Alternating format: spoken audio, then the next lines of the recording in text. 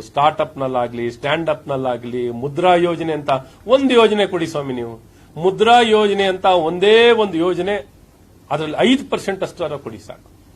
NRLM national rural livelihood mission ರೀತಿ ಅಂತ ಒಂದೇ ಒಂದು ಕಾರ್ಯಕ್ರಮ ಕೊಡಿ, ಅಥವಾ ಒಂದೇ ಒಂದು ಕಾರ್ಯಕ್ರಮ ವಿಶ್ವಕರ್ಮ ಯೋಜನೆ ಅಂತ ಒಂದೇ ಒಂದು ಯೋಜನೆ ಕೊಡಿ.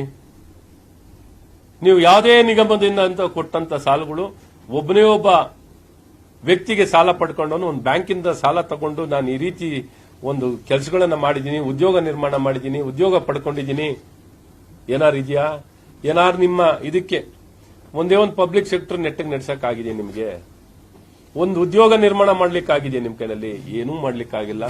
ಹಾಗಾಗಿ ಶಿಕ್ಷಕರ ವಿರೋಧಿ, ಶಿಕ್ಷಣ ವಿರೋಧಿಗಳು, ಗುಣಮಟ್ಟದ ಶಿಕ್ಷಣ ಬಡವರ ಮಕ್ಕಳನ್ನ ಹಳ್ಳಕ್ಕೆ ತೆಳೆದು ಅಗಲೊತ್ತಲ್ಲಿ ಬಾವಿಗೆ ತಿಳಿದಂತ ಸರ್ಕಾರ ಏನಾರಿದೆ ಇದು ಕಾಂಗ್ರೆಸ್ ಸರ್ಕಾರ. ಇವ್ರ ಮಕ್ಕಳನ್ನೆಲ್ಲ CBSE ಸ್ಕೂಲು, ಇವ್ರ ಮಕ್ಕಳನ್ನೆಲ್ಲ ICSE ಸ್ಕೂಲು, ಇವ್ರ ಮಕ್ಕಳನ್ನೆಲ್ಲ ಇಂಟರ್ನ್ಯಾಷನಲ್ ಸ್ಕೂಲು, ಇವ್ರ ಮಕ್ಕಳನ್ನೆಲ್ಲ ವಿದೇಶದಲ್ಲಿ. ಆದ್ರೆ ಇವರು ಸರ್ಕಾರಿನಲ್ಲಿ ರಾಷ್ಟ್ರೀಯ ಶಿಕ್ಷಣ ನೀತಿಯನ್ನ ಈ ಸರ್ಕಾರಿ ಮಕ್ಕಳಿಗೆ ಸಿಗಲ್ಲ. ದ್ವಂದ್ವ ನೀತಿ. ನಿಮ್ಮ ಮಕ್ಕಳನ್ನು ಓದಿಸಿ ಸರ್ಕಾರಿ ಶಾಲೆಯಲ್ಲಿ. ನೀವು ಬಹಳ ಗುಣಮಟ್ಟ ಶಿಕ್ಷಣ ಕೊಡ್ತೀನಿ, ಬಡವರ ಪರವಾಗಿ ಇದ್ವಿ ಅಂತ ಹೇಳ್ತಿರಲ್ಲ.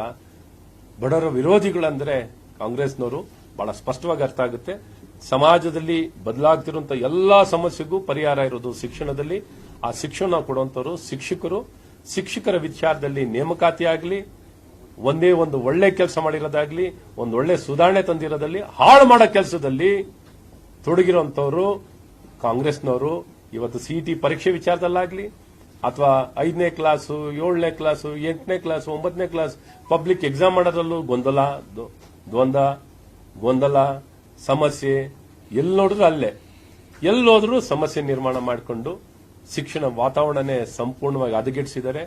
ಯುವಕರ ವಿಚಾರದಲ್ಲಿ ಇದ್ಯಾವುದು ಯುವ ನಿಧಿ ಅಂತ ಸುಮ್ಮನೆ ಡೋಂಗಿ ನಿಧಿ ಅಂತ ಹೇಳ್ಬಿಟ್ಟು ಏನನ್ನು ಮಾಡದೆ ಇವತ್ತು ನಮ್ಮ ಸರ್ಕಾರದಲ್ಲಿ ITI ನೀವು ನೋಡಿ 180 ITI ಸಂಸ್ಥೆಗಳನ್ನ, ಯಾವ ಒಂದು ITIಗಳಿಗೆ ಅಡ್ಮಿಷನ್ ಆಗ್ತಿರ್ಲಿಲ್ಲ, ಇವತ್ತು ಎಷ್ಟು ಗುಣಮಟ್ಟ ಹೆಚ್ಚಿಸಿದೀವಿ. ಇಡೀ ದೇಶಕ್ಕೆ ಮಾಡೆಲ್ ITI ಸಂಸ್ಥೆಗಳ ಮಾಡೆಲ್ ಮಾಡಿದೀವಿ.